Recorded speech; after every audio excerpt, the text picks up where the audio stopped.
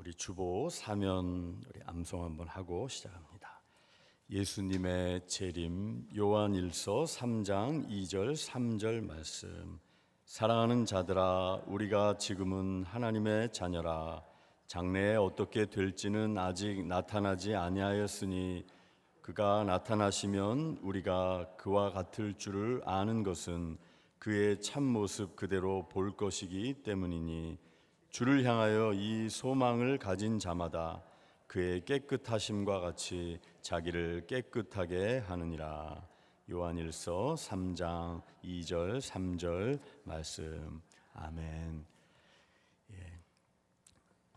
장마와 또 코로나 가운데 또 우리의 마음이 무거운 것 같습니다. 오늘은 우리가 은혜 받는 자리에 나왔으니까 우리 밝게 웃는 모습으로 옆에 분들에게 작은 목소리도 좋습니다. 평안을 기원합니다. 큰 은혜 받으세요. 이렇게 한번 인사하겠습니다. 평안을 기원합니다. 큰 은혜 받으세요. 네. 누군가 했던 이런 말이 기억납니다. 따뜻하게 대해주세요. 당신이 만나는 모든 사람은 큰 전투를 치르고 있기 때문입니다. 내가 만나는 모든 사람 평안해 보이지만 마음에 자신만이 아는 큰 인생이라는 전쟁터에서 매일 몸부림치며 크고 작은 전투를 치르고 있다라는 거죠. 그래서 따뜻하게 하게 대해주라는 것입니다. 이 문구를 들으면은 저는 그 스티븐 코비라고 하는 성공하는 사람들의 7가지 습관이란 책으로 알려진 이 스티븐 코비 박사의 글이 생각납니다. 어느 주일 아침 뉴욕의 지하철 안이었습니다. 지하철 안에 승객이 공휴일이라 몇 명 되지 않았는데 조용히 신문을 읽거나 잠을 청하고 있었어요. 그런데 다음 정거장에서 한 남자가 어린아이 몇 명을 데리고 전철을 탔어요. 그런데 아이들이 타자마자 조용했던 그 전철 안이 난장판이 됐습니다. 아이들이 막 뛰어다니고 소리 지르고 막 씨름판을 벌인 거예요. 그런데 아버지는 전혀 타이르거나 야단치지 않고 멍하니 있는 거예요. 그래서 이 코비가 이분이 참을성 가지고 기다리다가 조용히 아이들을 좀 조용히 시키면 전철 안이 좋아질 것 같습니다. 이렇게 부드럽게 얘기했어요. 그때 그 아버지가 대답합니다. 어떻게 하긴 해야 되겠는데 우리는 지금 막 병원에서 오는 길입니다. 이 아이들 엄마가 1시간 전에 세상을 떠났어요. 저도 지금 어떻게 해야 할지를 모르겠습니다. 여러분, 전철 안에 있는 승객 중에 어느 누구도 이 가족에게 있었던 큰 슬픔을 짐작할 수 있는 사람은 없었습니다. 오늘 이 자리에 오신 성도님들 가운데에도 마음의 내면에 우리 일상에 큰 싸움을 싸우며 오신 분들이 있을 것입니다. 더구나 성도의 싸움은 영적 싸움이기 때문에 그 싸움은 더 치열할 수 있습니다. 오늘 본문 믿지 않는 분들도 많이 알고 있는 이 다윗과 골리앗의 이야기, 이 다윗과 골리앗의 싸움처럼 성경에 나오는 그런 이야기로 그치는 게 아니라 우리 현실 속에서의 이런 싸움들이 있는 거죠. 삶이라는 전쟁터에서 지금 우리 모두는 바이러스와의 사투를 벌이고 있습니다. 지리한 장마와의 싸움도 벌이고 있고, 이 싸움에서 과연 이길 수 있을까? 적들은 버거워 보입니다. 내 힘으로 감당하기에 버거워 보이는 적들과의 싸움이 우리 앞에 있습니다. 힘겨운 병마와의 오랜 싸움으로 지쳐있는 분들도, 이들도 우리 중에는, 우리 가까운 분들 가운데는 계십니다. 가장 힘이 되어야 할 가족들 사이에서의 갈등과 문제를 해결하기 위한 그런 싸움을 싸우고 있는, 선한 싸움을 싸우고 있는 분들도 있습니다.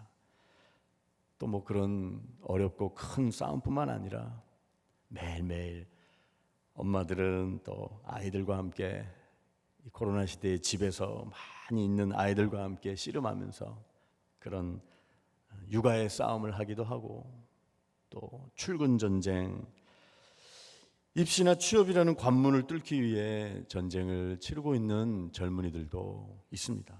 이제 또 입시의 계절이 다가오는데 올해는 참 어려운 여건 속에서 이렇게 준비하는 우리 자녀들이 있는 것 같아요.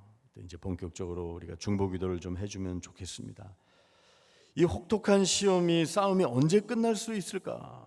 무엇보다도 과연 이길 수 있을까 하는 마음이 들게 되는 것입니다. 여러분, 오늘 말씀을 통해서 어떻게 하면 삶이라는 전쟁터에서 우리가 불가능해 보이는 대적과의 싸움에서 승리할 수 있을지에 대한 구체적인 그 싸움의 비결을, 그 해답을 오늘 말씀을 통해서 우리가 얻기를 원합니다. 본문 17장은 우리가 다 읽지는 않았지만 두 군데 부분을 읽었습니다. 너무나 유명한 다윗과 골리앗의 싸움 이야기입니다. 1절부터 나타나는 쭉 내용을 보면 사울과 이스라엘의 군인들이 엘라 골짜기라고 하는 곳에서 블레셋 군과 마주 대하고 있었습니다. 그런데 저 블레셋의 장수 골리앗 때문에 모든 이스라엘 군사들, 사울 왕부터 시작해서 두려움에 옴싹달싹할 수 없는 상황이었죠. 그 골리앗, 하나님의 이름을 모욕하며 사람을 보내라, 나와 한판 붙자, 나와 싸워서 이기면은 너희들이 이긴 걸로 해줄게, 이러면서 하나님의 이름을 모독하면서 계속해서 두렵게 만들고 있습니다. 11절 말씀을 보니까 사울 왕뿐만 아니라 온 이스라엘이 이 블레셋 사람 골리앗의 말을 듣고 놀라 크게 두려워했다, 이렇게 말씀하고 있습니다.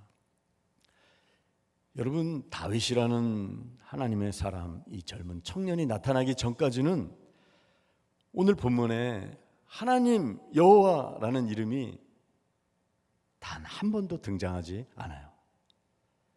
다윗이 등장해서 비로소 30절 이하의 하나님이라는 이름이, 26절에 하나님의 군대라는 이름, 그 하나님의 이름이 처음 등장하기 전까지는 이스라엘 백성들 중 그 누구도 하나님의 이름을 부르지 못했어요. 두려움에 압도된 거죠. 골리앗도 하나 큰 착각을 했어요. 나보다 더 크신 분, 그분이 계시다라는 사실을 그는 알지 못했죠. 보지 못하고 기고만장했어요. 여러분, 우리도 순식간에 골리앗처럼 될 수도 있어요. 여기 골리앗이 가졌던 무기들이 쫙 명세서가 나와 있죠. 그런 것들을 바라보고 의지할 때 우리도 순식간에 기고만장해지고, 나보다 더 강하신 분, 손가락 하나도 되지 않고 나를 무너뜨리실 수 있는, 이 상황을 바꿔버리실 수 있는 그 하나님이 계시다라는 사실을 우리도 잊어버릴 때가 많이 있어요. 그런데 이 골리앗만 그랬던 게 아니라 더 큰 문제는 지금 하나님을 아는 이스라엘 백성들도 골리앗과 같은 정신 구조였다라는 거예요. 배후에 계신 하나님을 보지 못했어요. 지금 이 순간 문제보다 더 크신 하나님, 골리앗보다 더 강한 하나님이 계시다라는 사실을 아무도 기억해내지 못했다라는데 이스라엘 백성들의 비극이 있었다라는 것입니다. 말씀드렸듯이 다윗이 등장하기 전까지는 하나님이라는 단어가 26절 이전까지는 한 번도 등장하지 않는 거예요. 마치 우리 삶에도 이스라엘 백성들과 군인들과 사울 왕이 그랬던 것처럼 하나님의 이름을 한 번도 부르지 못했던 이 엘라 골짜기에서의 상황처럼 지금 이 일 가운데에는 하나님이 개입할 여지가 없어. 이건 실제 상황이지, 이 문제에는 신앙은 너무 순진한 것이 돼버리고 말죠. 이런 고백을 하게 될 때가 우리도 많이 있는 것입니다. 마치 33절에 오늘 우리가 읽은 본문 33절부터 우리가 읽었는데, 자신을 찾아와서 골리앗을 물리칠 수 있다고 말했던 청년 다윗에게 사울이 이렇게 말을 했죠. 33절에 네가 가서 저 블레셋 사람과 싸울 수 없다. 왜냐하면 너는 소년이고 그는 어려서부터 용사임이기 때문이다. 미리 그냥 이렇게 접어버리는 거예요. 너는 싸울 수가 없어, 저 블레셋 사람과. 왜냐하면 너는 소년이고 그는 어려서부터 용사임이기 때문에 게임이 될 수가 없는 거야 라고 지금 그 상황과 하나님의 이름을 연결시키지 못하고 있는 거예요. 여러분, 이 사울의 모습에서 저의 모습, 우리의 모습을 우리는 또 발견하게 됩니다.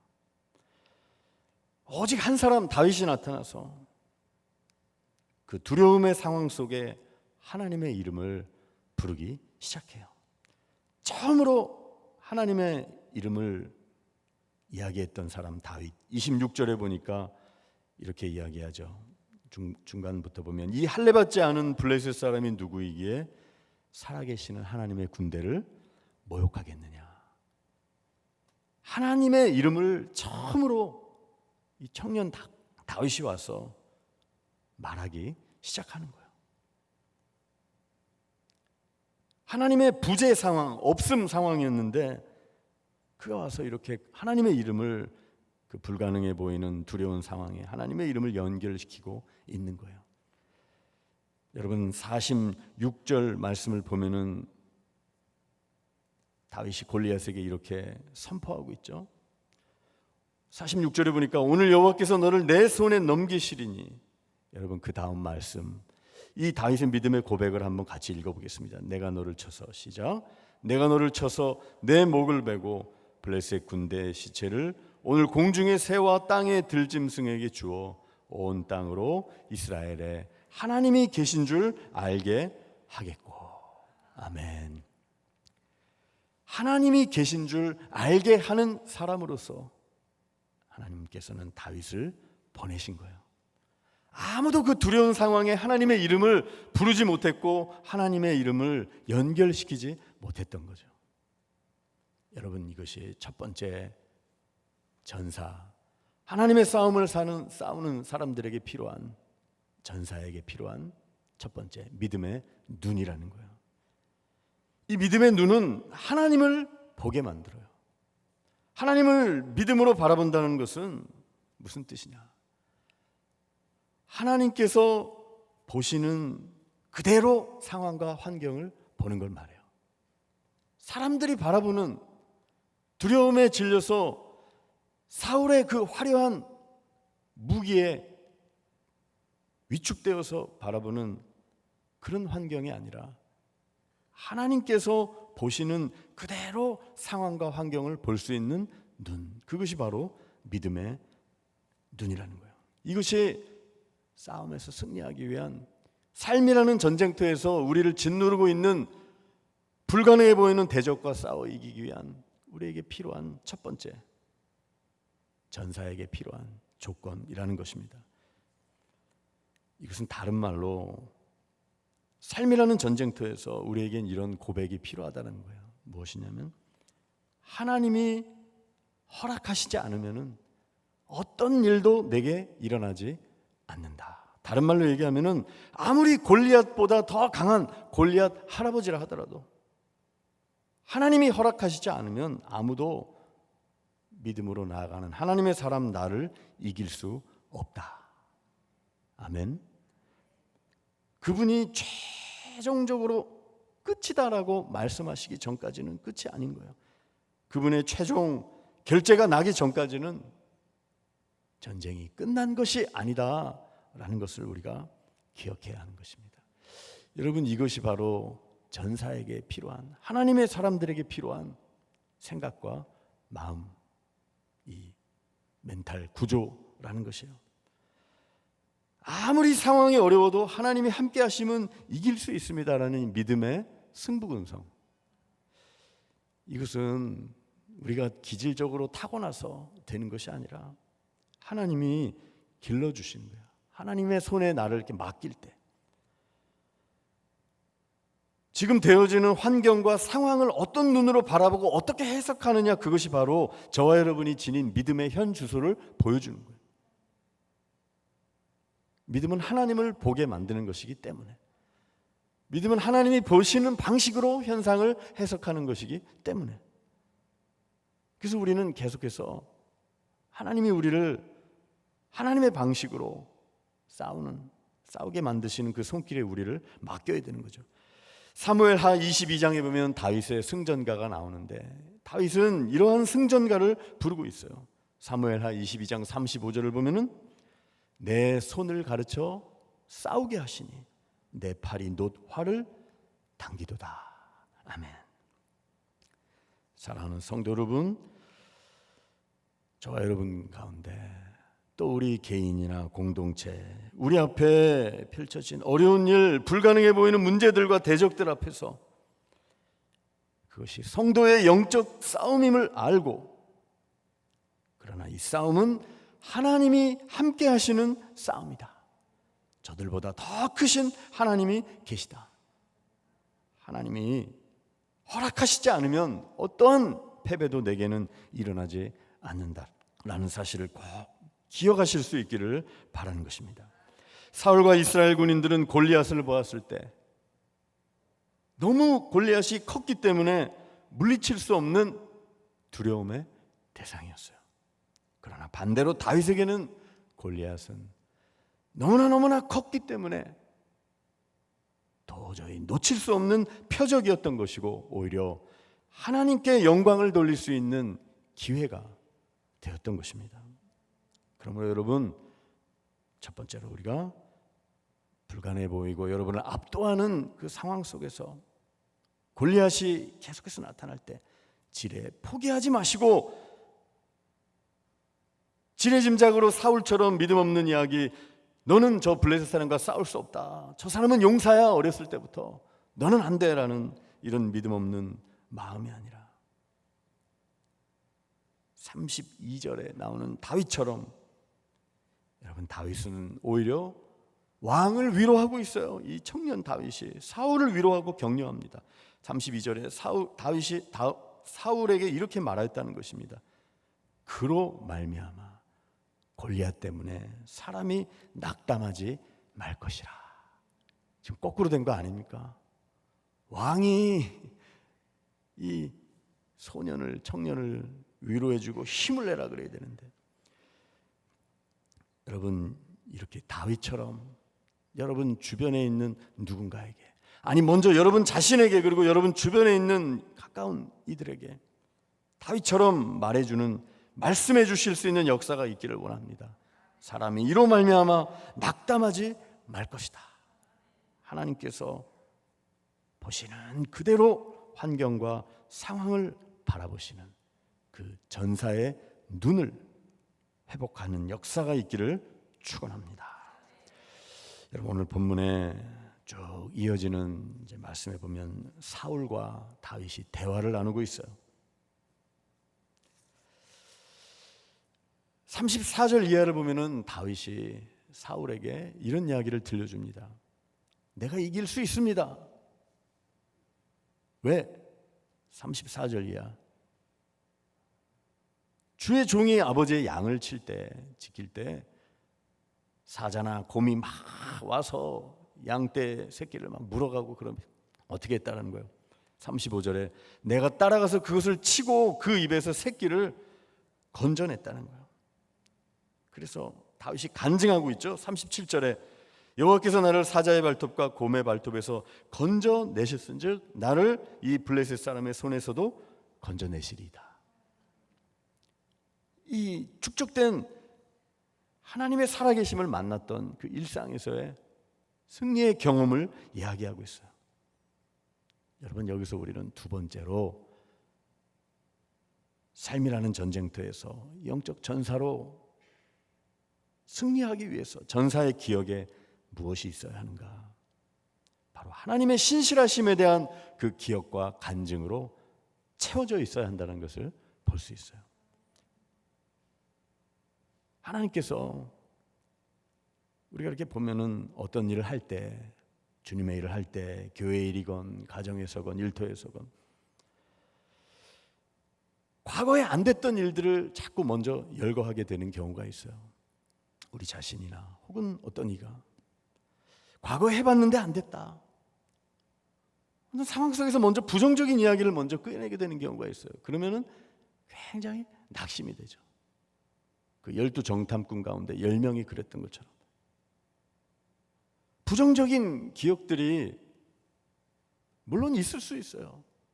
그러나 하나님의 사람들, 영적 싸움을 싸우는 전사들의 기억에는 먼저 하나님이 함께 하셔서 승리했던 그 과거의 은혜의 이야기, 하나님의 간증, 신실하심에 대한 간증을 먼저 끄집어내고 말할 수 있는 바로 그 사람이 영적 승리를 맛볼 수 있는 사람이라는 것을, 이기는 싸움의 원리가 거기에 있다는 것을 우리는 꼭 기억해야 하는 것입니다.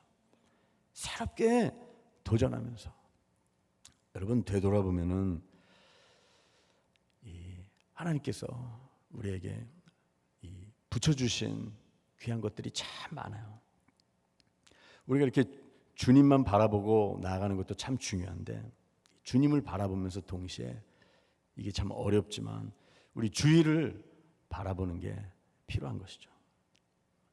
하나님께서 그동안 나를 어떻게 나와 함께 해주셨는지, 나와 어떻게 동행하셨는지. 여러분, 다윗이 그의 간증을 사울 왕에게 이야기했듯이, 두 번째로 하나님께서 나를 내 인생의 사자의 발톱과 곰의 발톱에서 건져내셨던 그 기억, 그 과거에 신실하셨던 그 하나님이 지금 나의 하나님 되십니다라는 그 간증, 그 은혜의 고백, 그 기억을 먼저 끄집어내시고 바로 그 기억을 붙드시면서 영적 싸움에 임하는 성도 여러분의 삶이 되시기를 축원합니다. 자, 오늘 말씀 계속해서 보면 이제 사울이 다윗의 이야기를 이제 다 들어요. 다윗의 간증을 듣고 나서 어떻게 합니까? 그의 왕의 군복을 입혀주고 투구와 갑옷을 막 입혀줘요. 그런데 재밌는 이야기가 나오죠. 38절에 보니까 이제 사울이 참 자기가 나가서 싸워야 되는데 지금 요 청년 소년 티를 벗은 이 청년 다윗에게 군복 입히고 노투구 씌우고 갑옷 입히고 자기의 칼을 이렇게 채워주는데 39절에 보니까 다윗이 그렇게 해보니까 어떻게 했다는 거예요. 익숙하지 못하니까 시험적으로 막 걸어보다가 왕에게 말합니다. 익숙하지 못하니 이것을 입고 가지 못하겠나이다. 그리고는 벗어버려요. 그리고는 어떻게 합니까? 40절에 보니까 자기한테 제일 편안했던, 익숙했던 복장으로 손에 막대기 들고 돌멩이 5개 골라가지고 딱 거기다가 물매를 가지고 돌을 날리는 그 기구를 가지고 블레셋 사람에게 갔다라는 것이요. 여러분, 여기서 우리는 전사에게 필요한 것이 무엇인지를 보게 됩니다. 다윗이 이겼던 것은 사울의 그 웅장해 보이는 갑옷도 아니었고 큰 칼도 아니었어요. 다윗은 물맷돌로 이겼죠. 물맷돌로. 다윗이 골리앗보다 무기가 좋아서 이긴 게 아니에요. 골리앗의 무기들이 어떤 것들이었어요? 여기 보면 5절, 6절, 7절에 이 화려한 골리앗의 무기들이 열거되고 있죠. 노투구, 비늘 갑옷의 무게가 놋 5,000세겔이다. 놋 각반을 잡고 놋 단창을 맸는데 창자루가 배틀채 같았다. 창날이 철 600세겔이다. 뭐 어마어마한 스펙으로 무장한 그런 이제 상황이 있어요. 사람들이 감탄할 만한 무기들. 여러분, 그런데 이 무기를 바라보면 우리는 지는 거예요. 그것을 의지해서 이길 수 있다고 생각하면, 아니 그 무기가 있기 때문에 나는, 상대방이 그 무기가 있기 때문에 진다라고 생각하면 정말로 지는 거예요. 다윗처럼 하나님께서 내게 주신 작은 것들, 재능과 달란트, 내게 주신 것들을 가지고 매일매일 그 작은 소년 하나가 5개 떡덩어리 조그마한 거 하고 물고기 조그마한 거 어머니가 싸준 거 그 보잘것없는 도시락을 드렸을 때 우리 주님께서 축복기도 하시고 축사하시고 수많은 사람들을 먹이셨듯이 하나님, 내가 지금 가진 것이 저 화려한 골리앗의 저 무기들도 없고 그렇지만 주님 내게 주신 요 작은 것들 물맷돌 요 몇 개 가지고 주님께 나아갑니다. 하지만 내가 주님께 무릎 꿇고 기도합니다. 이것을 오병이어처럼 축사하여 주시고 축복 기도해 주시고 귀하게 사용하여 주시옵소서. 여러분, 매일매일 우리가 그렇게 다윗처럼 주님 앞에 기도하는 것이 바로 우리의 물맷돌을 매일매일 갈고 닦는 연습을 하는 거예요. 오병이어를 통해 역사하시는 주님, 작은 것들을 통해서 영광 받으시는 하나님, 바로 그때 우리는 다윗처럼 세상을 향해 여러분이 지금 두려워하고 있는 불가능해 보이는 대적이라고 위축되는 그 대적을 향해 이렇게 45절 다윗의 이 고백이 나의 고백이 될 수 있는 거예요. 여러분, 45절 이 다윗의 고백을 지금 여러분 앞에 있는 그 문제들과 대적들을 향해 선포하면서 45절 이렇게 한번 외쳐보고 읽겠습니다. 시작. 너는 칼과 창과 단창으로 내게 나아오거니와 나는 만군의 여호와의 이름 곧 내가 모욕하는 이스라엘 군대 하나님의 이름으로 내게 나아가노라. 아멘. 여러분, 이렇게 주님이 함께 하시면 승리할 수 있다라는 이 고백과 선포를 통해 승리를 맛보시게 되시는 여러분 되시기를 축원합니다. 하나님께서는 반드시 승리를 맛보시게 하실 겁니다. 성경에 보면 다윗도 그랬고 여호와의 영이 임하면 다윗과 함께 하시는 여호와의 영이 임하면 공통적으로 성령이 임하면 나타나는 징조가 있어요. 그것은 바로 용기가 생기는 거예요. 진정한 용기. 구약의 사사기를 보아도 그렇고 여러분, 기드온, 소심했던 기드온에게 여호와의 영이 임하니 어떤 일이 일어났냐면 바알 제단을 헐고 아세라상을 찍어버리는 상상할 수 없는 그런 일을 했고, 여호와의 영이 임하여 기드온이 나팔을 불고 사람들을 불러 모았다. 담대하게 전혀 행할 수 없었던 그런 일들을 행하는 거예요. 담대하게 성령의 감동으로. 지금 다윗이 성령의 감동으로 여호와 하나님의 이름으로 나아갈 때 우리는 승리를 맛볼 수 있게 되는 것입니다. 때로는 우리가 인생을 살아가면서 어려운 믿음의 선택을 해야 할 때도 있습니다. 그러나 우리는 믿음 없는 자리에 머물러 서서 사울처럼 골리앗이 지닌 무기를 바라보기 시작할 때 우리는 실패를 맛보게 될 것입니다. 그러나 성령의 감동으로 다윗처럼 믿음의 선택, 어려운 선택을 하며 싸움이 하나님께 승리가 달려있음을 고백하며 나아갈 때 저와 여러분의 인생에는 박진감 있고 정말 하나님이 원하시는 삶의 열매가 맺히는 그런 귀한 삶, 아름다운 삶, 가물 때에도 열매 맺는 그런 삶을 하나님께서 허락해 주실 것입니다. 오늘 말씀을 기억하시면서 여러분 앞에 놓여있는 골리앗과 같은 대적들이 어떠한 대적이든 하나님이 허락하시지 않으면 나를 해할 수 없다, 나는 승리할 수 있다라는 믿음을 가지고 주님과 함께 전진하실 수 있는 성도 여러분 되시기를 축원합니다. 아멘. 하나님 아버지 감사합니다. 오늘도 말씀을 붙들고 승리하기 원하오니 날마다 무릎 꿇고 기도하게 도와주시고 다윗처럼 물맷돌을 매일매일 갈고 닦는 그 연습을 하는 것처럼 우리도 영적으로 매일매일 하나님 앞에 나아가 무릎 꿇고 기도하며 살아계신 하나님을 기억해낼 수 있는 믿음의 전사들로 세워 주시옵소서. 그래 우리 앞에 놓인 골리앗과 같은 것들을 주님의 이름으로 물리쳐 이길 수 있는 은혜 더하여 주실 줄 믿사오며 예수님의 이름으로 기도드립니다. 아멘.